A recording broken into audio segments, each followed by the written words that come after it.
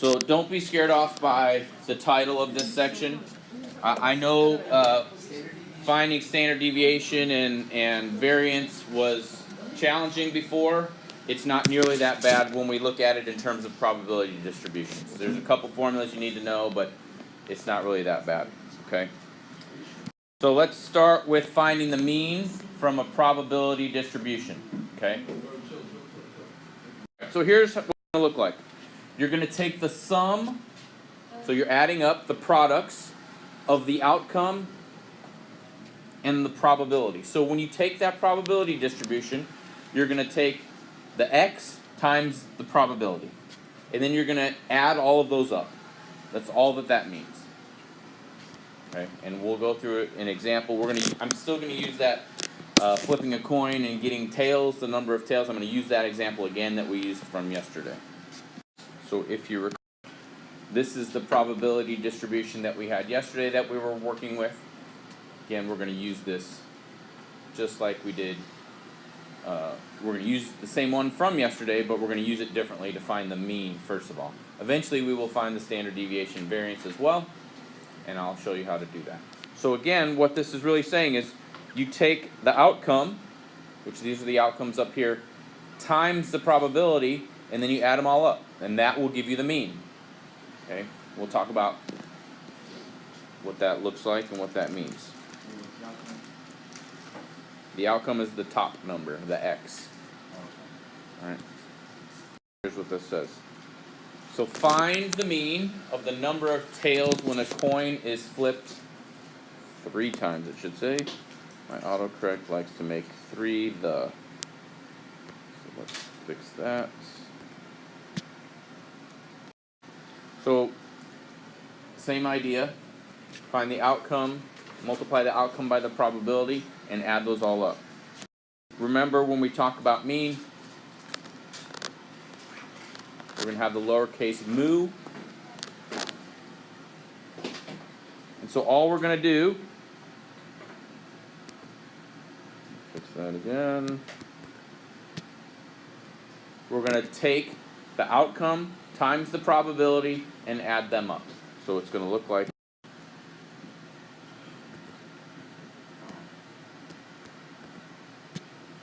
okay, 0 times 1/8 plus 1 times 3/8 plus 2 times 3/8 plus 3 times 1/8. So go ahead and figure out what that is. What does this equal? Yes. What does it equal? 3 over 2. What? 3 over 2? 1.5. Yeah. 1.5. So in this case, now, we were talking about this earlier about, not reducing it. In this case, initially that makes this easier because I could just go 1 times 3 is 3/8, 2 times 3 is 6/8, 3 times 1, 3/8, and then add all the eighths together. Eventually, that's 1.5. So let's talk about what that means. So on average, which this is what's interesting statistically, because it's impossible to get a half of a tail, right? If you flip a coin, it can't. I mean, I suppose it could, but the likelihood of it actually landing on the edge is very, very, very slim. Okay, so statistically, it doesn't make a lot of sense. You can't get 1.5 tails when you flip a coin. In terms of real application, but statistically it does have some use to it. So on average we would expect to get a tail 1.5 times in the long run. We would get 1.5 tails, I should say. Not we would get it 1.5 times. We would get 1.5 tails when we flip a coin 3 times. Okay, that's what the mean means. Okay. That's your Mean. All right.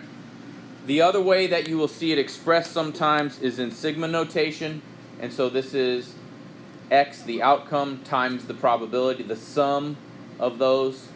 You don't necessarily need to know this formula unless you know.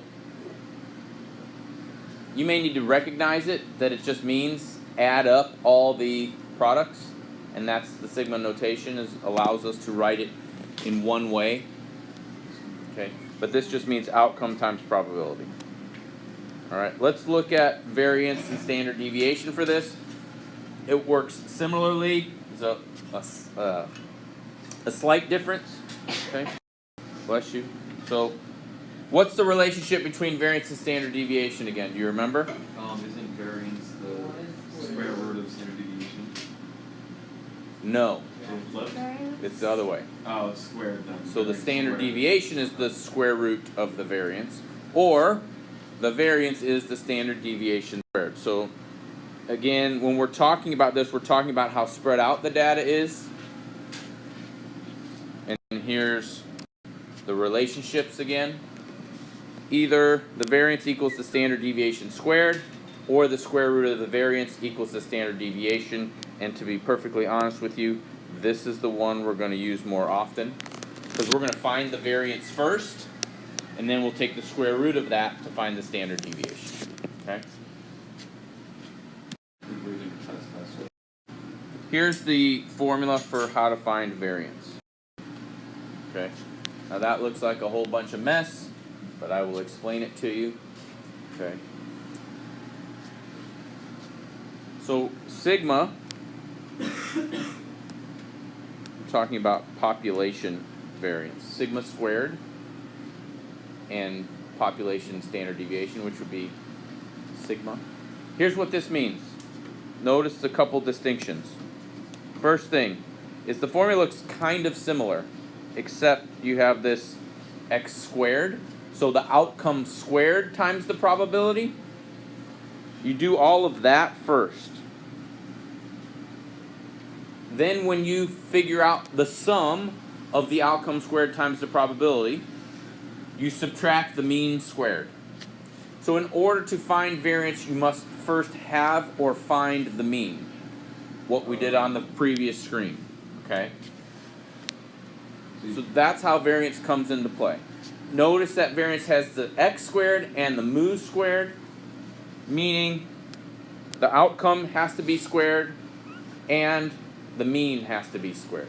That's the only real difference in the formula from mean to this. Okay? So word terms, you find So again, what this is saying is you take the outcome squared, multiply it by that individual probability, add those all up. Then when you have that sum, you subtract the mean squared. And we're going to go through an example. Now, the standard deviation is easy when you have the variance, because the standard deviation is just the square root of the variance. So all you do for the standard deviation is take the square root of this. Okay, this formula is basically the same, except it's the square root of the whole thing. That's the difference. We're gonna use the same example that we've been using, okay? And we'll find the standard deviation and the variance from that. Here it is again. Okay? We're gonna find the variance and standard deviation. Again, in order to find the variance, because we find the variance first, then take the square root of that to find the standard deviation. In order to find the variance, we need the probability distribution and we need the mean. So in a problem in your homework, if you don't already have the mean, you will have to find the mean first. We already found the mean for this. What was the mean for this? 1.5. 1.5, 1.5. Okay, so we're in good shape there. Now all I've got to do is plug this into the formula. So the only difference between what we did for the mean and what we do for the variance is I square this top number first before I multiply it by the probability. That's the only difference. Okay, and I'll put the formula up here so we can see them. Okay, that's the only difference. So all I do is square the outcome, then multiply it by its individual probability, add them up, subtract by the mean squared. So go ahead and do that. Plug it in, give it a shot, and let's see if you did it right. We already have the mean, we already figured that out. So it's just a matter of plugging it in at this point. So we have to memorize these formulas? Mm-hmm.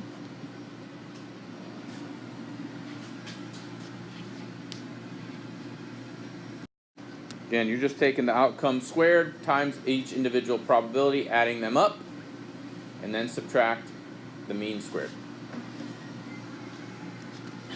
And then once you find this, to find the standard deviation, whatever you get over here, you just take the square root of. So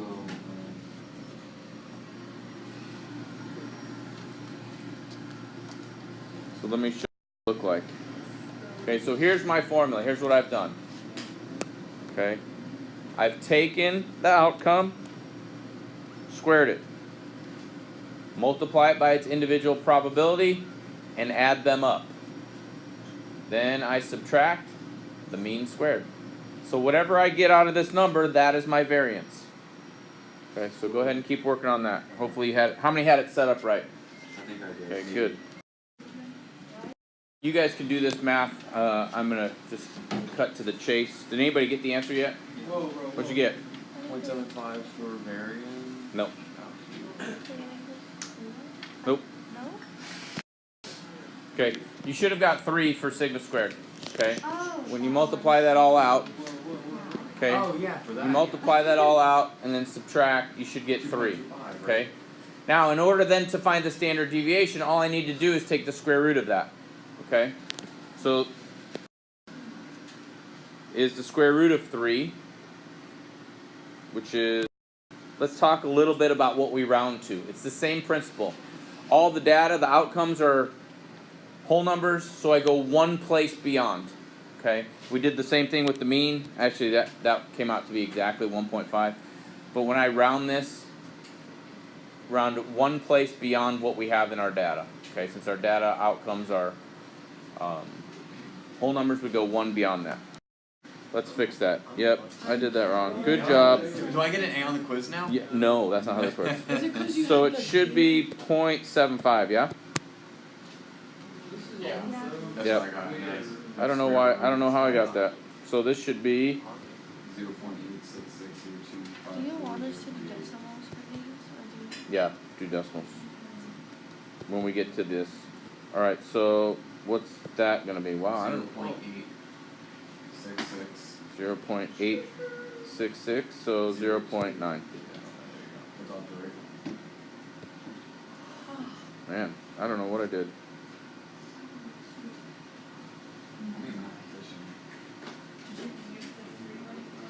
I might have. Yep, that should have been squared. So, because that would have been. And sorry about that. Let's on though. Let's look at this problem because there's some problems that you're gonna have to do in your homework that I need to touch on so you know what to do.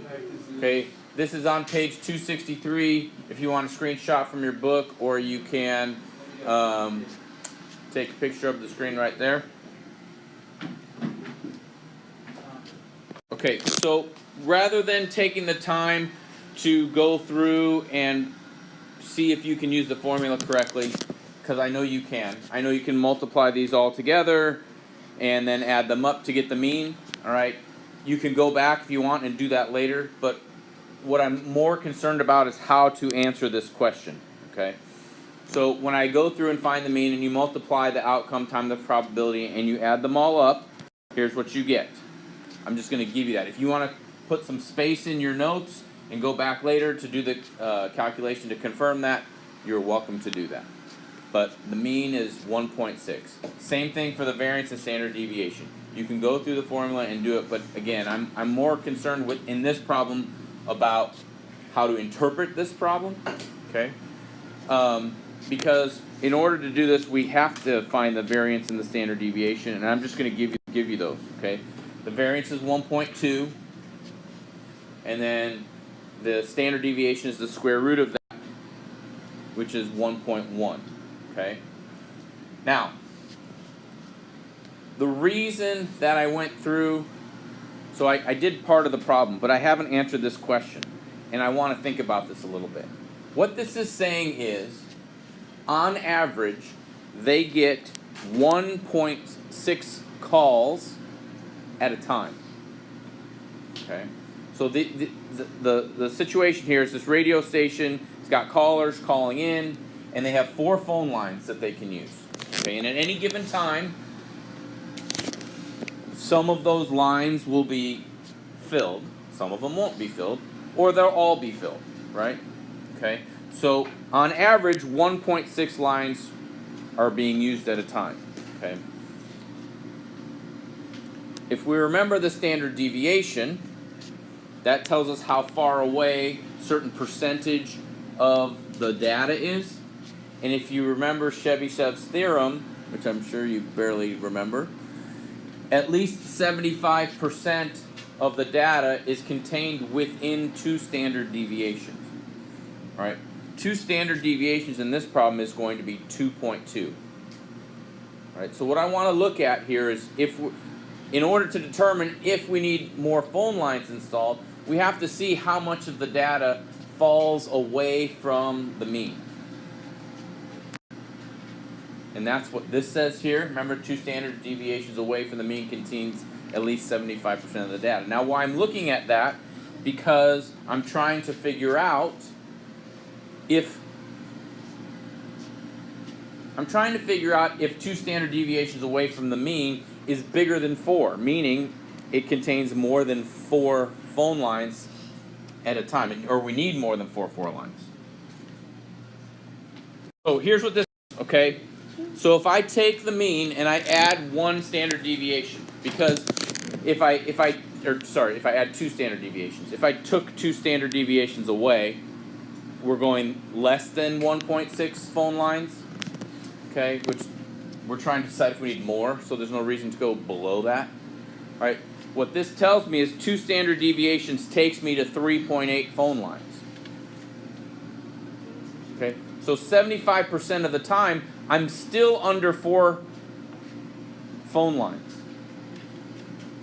So that's how we're going to use this. If this would have gone over 4, within that at least 75% of the data, then I'd be saying, okay, yeah, we probably need another phone line installed.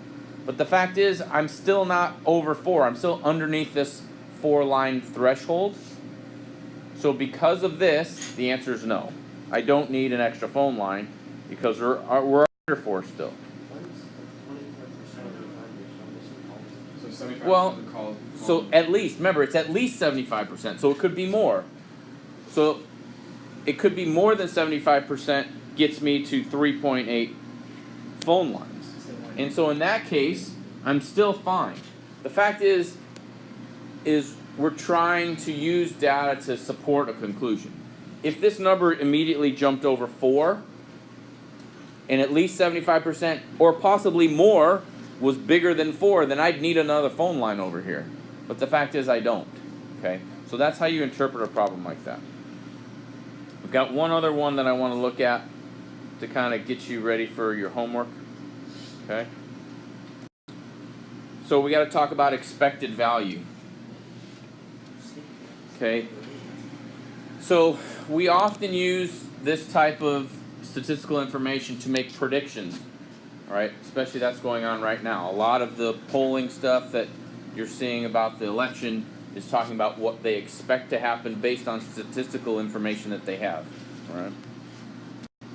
Okay, so here is an example.